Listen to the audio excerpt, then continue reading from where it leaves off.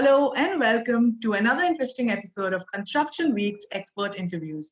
As part of this series, we sit down virtually with experts from the construction and real estate industry to discuss pertinent topics that are impacting the region. Today, I'm joined by Atif Rahman, Director and Partner at Daniel Properties. Thank you so much for taking out the time to speak with us today, Atif. Thank you so much for having me on your show, Disha. It's always a pleasure.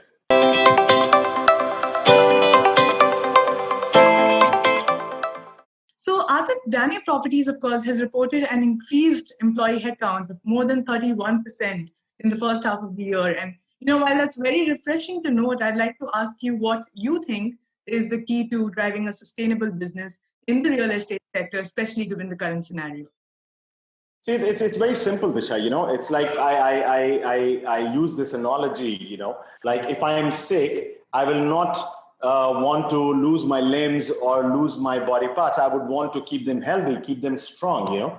And similar is the situation. If the market is sluggish, market is struggling, then you need to be strong as a company. And the real strength of any organization is the manpower, the workforce.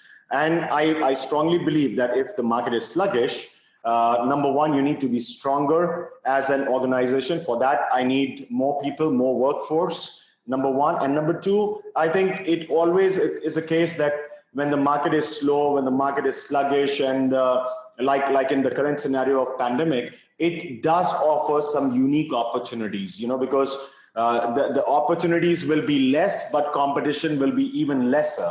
And hence we need to grab them with both the hands, and I need more hands. And that's why we continue to grow and we continue to expand. And I agree with you. It's a great positive thing to have more people working with us, giving us ability to expand more and do more as an organization. Yeah. Right. That's very well said. And, of course, as we understand, Daniel has always placed central focus on affordable housing.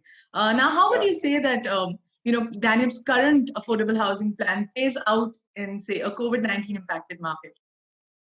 I mean, there's not much of change in terms of the real estate itself that we are developing, because there will be some seasonal temporary trends that will develop out of it. But when you talk about a larger impact on the real estate that we are developing, the assets that we are developing, I don't think that is going to see a phenomenal change. Yes, as I said, there will be some seasonal drift, some temporary drift that will be experienced, while people might find it more affordable to move into a villa in comparison to an apartment. Or if someone was living in a studio apartment, will move into one bedroom apartment. Very interestingly, let me share with you, like it was something unique that we experienced. You know that we completed resorts recently, and we started the handover of the property.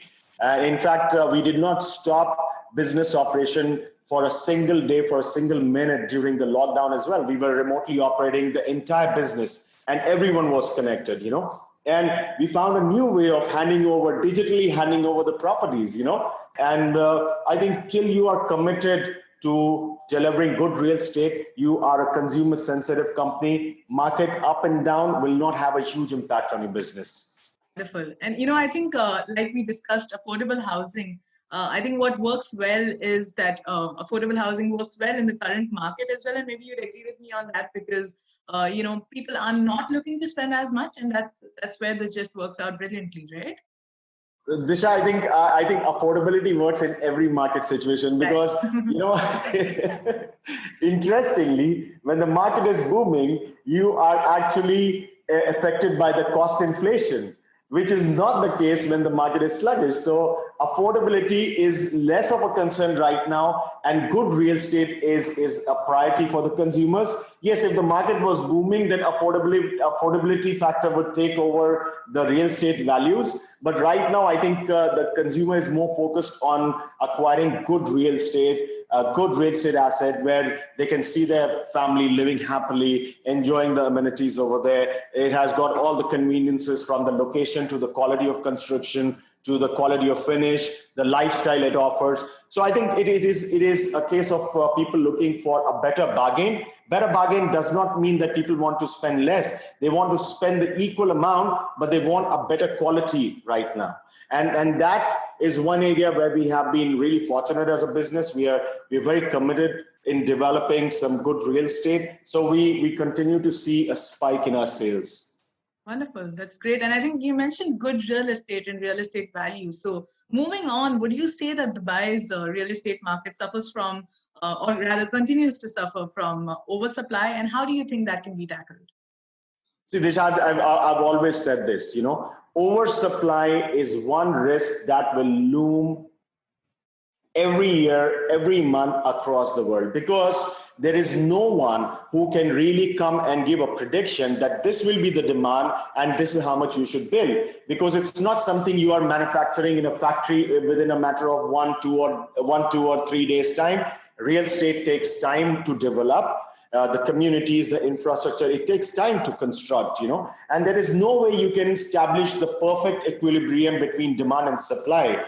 So if you're building a good real estate, you don't have to worry about the oversupply. If you have invested as a consumer into a good real estate, you don't have to worry about the oversupply, because people will move when there is oversupply. Then people will move from average class property into the better property. And if you have a good property, there will never be oversupply of good property.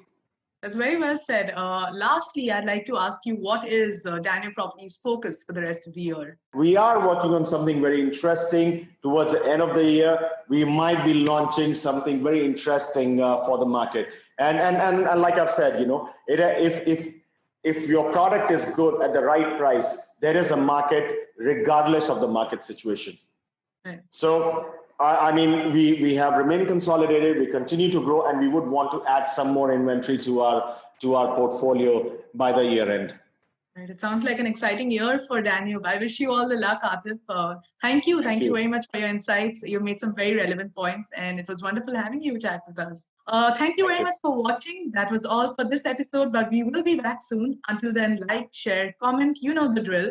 And subscribe. Don't forget to subscribe to Construction Week's YouTube channel for more such content. Until next time, goodbye.